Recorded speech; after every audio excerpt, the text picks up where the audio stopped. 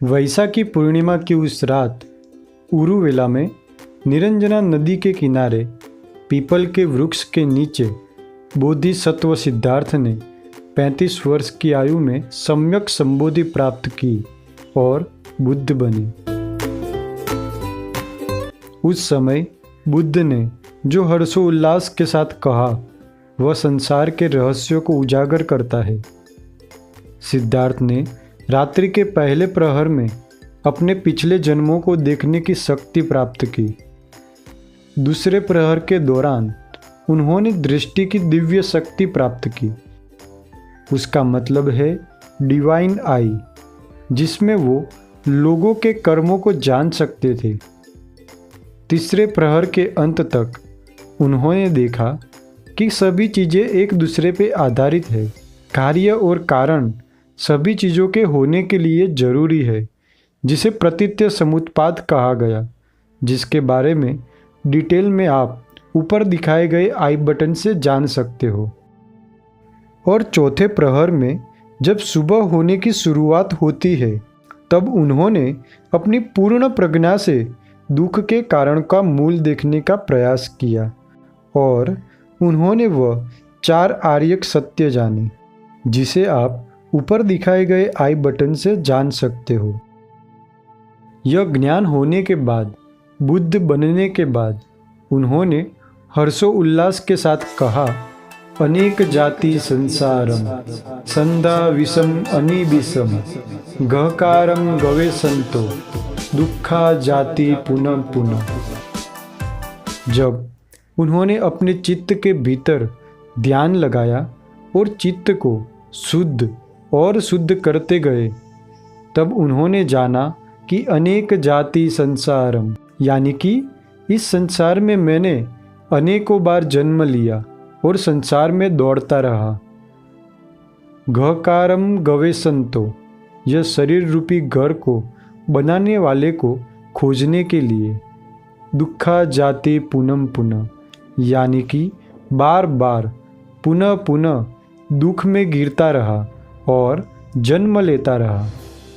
बुद्ध बनने के बाद सबसे पहले उन्होंने कहा कि मैं इस घर को बनाने वाले को खोजने के लिए बहुत बार, अनेकों बार ये संसार में गिरता रहा, वास्तव में दुख में गिरता रहा। उसके बाद बुद्ध ने यह कहा, जिसका मतलब है शरीर रूपी घर बनाने वाले, मैंने तुझे देख लिया, तेरे सभी बंधन मैंने तोड़ दिए, घर का शिखर गिर गया, अब फिर से तू घर नहीं बना सकेगा। चित्त संस्कार रहित हो गया है, तृष्णाओं का अंत हो गया है। बुद्ध ने देखा कि संसार में जन्म मरण का सिलसिला जारी रहता है और मनुष्य दुख भोगता है। इसके पीछे का कारण है तृष्णा या इच्छा। तृष्णा का अंत कर देने से यह सिलसिला बंद हो जाता है, यानी कि आवागमन रुक जाता है। जन्म मरण का सिलसिला दुखदायक है। यह दुखदायक सिलसिला कौन चलाता है? कौन हमें बार बार जन्म लेने पर मजबूर करता है? यह खोजने के लिए बुद्ध अनेक जन्मों तक माता के गर्भ में गिरते रहे और मृत्यु की ओर दौड़ लगाते रहे और आखिर में देखा कि घर बनाने वाला, जन्म देने वाला कोई नहीं है, कोई ईश्वर ये नहीं कर रहा। जन्म तो अपनी तृष्णा के कारण अपने आप ही लेना पड़ता है। तो उन्होंने शरीर रूपी घर बनाने वाले को देखा। वह था तृष्णा, इच्छा या मन। बुद्ध ने फिर अपनी सारी तृष्णा का अंत किया और मन को पूर्ण खाली कर दिया और कहा, अब तू फिर से मुझे इस आवागमन में, संसार के चक्र में बांध नहीं सकता। इस दोनों धम्मपद में 4 सत्य ध्यान में लेने के हैं। पहला, जन्म मरण का सिलसिला चलता है, वही संसार है। दूसरा, जन्म मरण का सिलसिला चलता है अपनी तृष्णा के कारण, ना कि कोई ईश्वर के कारण। तीसरा, तृष्णा चित्त की गहराई में ठहरती है, चित्त की गहराई में अपनी पकड़ जमाए होती है। चौथा, अगर तृष्णा का अंत कर दिया तो संसार का चक्र टूट जाता है और आवागमन रुक जाता है। मुझे आशा है कि आप सब ने ये सीरीज़ सिद्धार्थ से बुद्ध बनने की यात्रा को एंजॉय किया होगा और बहुत कुछ सीखा होगा, जिसे आप अपने जीवन में लाकर अपने ध्यान मार्ग में प्रगति करेंगे और रोजिंदा ध्यान करेंगे। गौतम बुद्ध ने 2500 सालों से भी पहले आध्यात्मिकता की जो लहर पैदा की थी, उस शिखर तक अभी तक कोई नहीं जा सका और अभी तक वो लहर लोगों को पूर्ण सत्य मार्ग दिखा रही है। बुद्ध के साथ उस समय 40,000 से भी ज़्यादा भिक्षुक गांव-गांव जाकर धम्म का ज्ञान देते थे।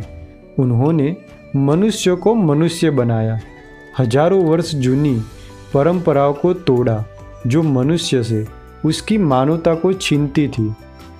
बुद्ध से ज़्यादा सत्य और गहराई से कोई नहीं बोला, और वो भी अपने खुद के अनुभव से।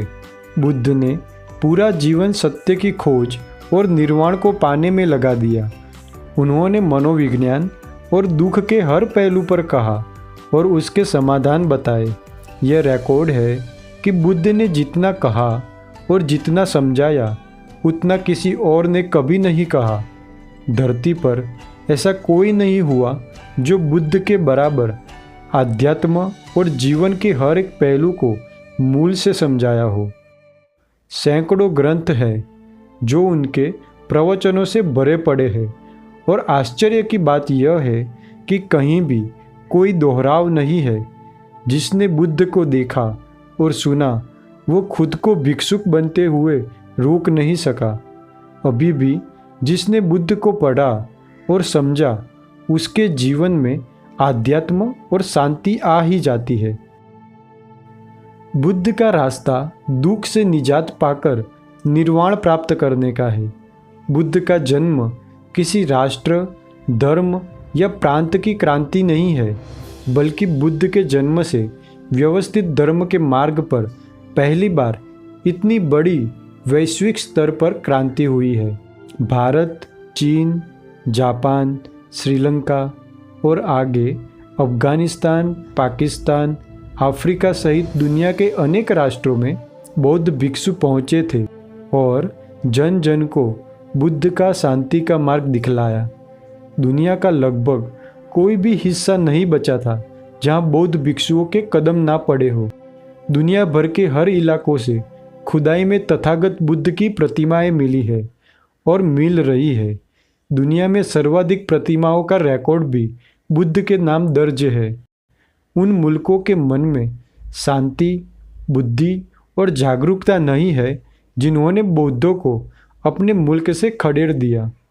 शांति, बुद्धि और अवेयरनेस के बगैर विश्व का कोई भविष्य नहीं है।